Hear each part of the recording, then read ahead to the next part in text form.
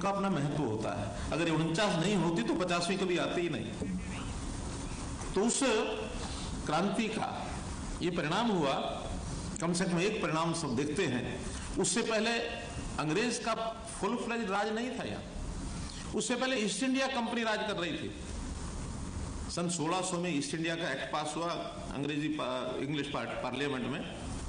उसके बाद उन्होंने यहाँ व्यापार शुरू किया, और व्यापार शुरू करते करते यहाँ देश में कुछ इलाकों में कॉलोनीज बना करके धीरे धीरे राज बढ़ाते बढ़ाते 1857 में बहुत बड़े भाग पर ईस्ट इंडिया का राज हो गया था। लेकिन 1857 की उस ताकत को जब अंग्रेज ने देखा तो उन्होंने ईस्ट इंडिया को विड्रा करके फुल फ्लेज, जिसको कहना चाहिए, अंग्रेजों का राज उस समय आया। तो एक बहुत बड़ा एक परिवर्तन था।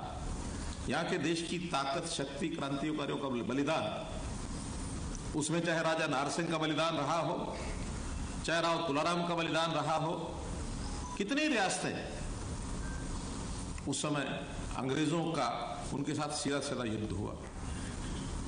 तो मेरा कहना है कि हम जो उस आजादी की राह पर चले लगातार, फिर यहाँ देश की आजादी के लिए एक नरम दल बना, एक गरम दल बना। महात्मा गांधी जी ने एक आंदोलन चलाया, अहिंसावाद का आंदोलन।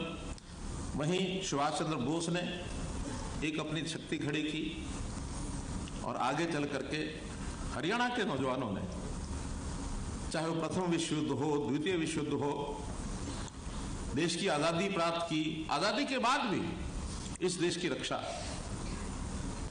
चाइना का युद्ध हो, रेजांगला का, चाहे 1965 की भारत पाक की लड़ाई हो, 1971 की भारत पाक की लड़ाई हो, कारगिल का युद्ध हो, इन सब में हरियाणा का नौजवान बड़ी मात्रा में आगे बढ़ा।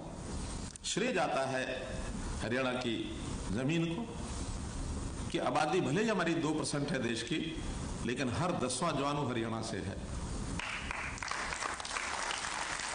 हरियाणा का वीर देश की रक्षा करने में कभी पीछे नहीं हटता है। तो इस श्रेय को हम एक प्रकार से इससे गौरवान्वित हैं, इसको हम सैल्यूट करते हैं।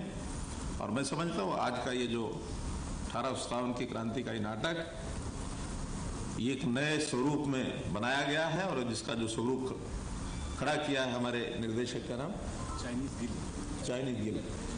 चाइनीज गिल के द्वारा पहली बार ये नाटक का शो यहाँ हो रहा है। और निश्चित रूप से हमको पसंद आएगा, और पसंद आएगा तो इसका अवलोकन हरियाणा में या बाकी देश की और स्थानों पर निश्चित रूप से और भी करवाने के लिए हरियाणा सरकार की ओर से जो योगदान इनको चाहिएगा हम जरूर करेंगे। आपको बहुत बहुत बधाई, बहुत बहुत शुभकामनाएं।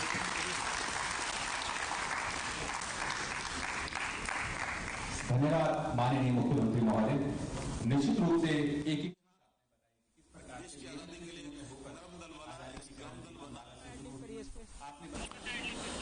तो मुख्यमंत्री मनोहर लाल को आप सुन रहे थे।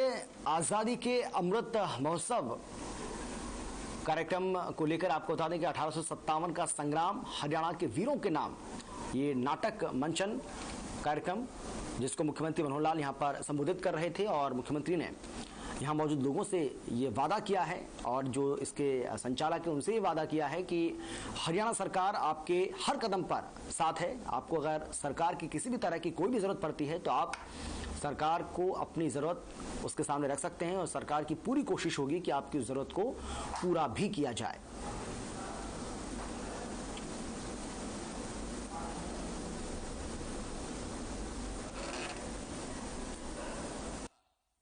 फिर यहाँ देश की आजादी के लिए एक नरम दल बना, एक गरम दल बना।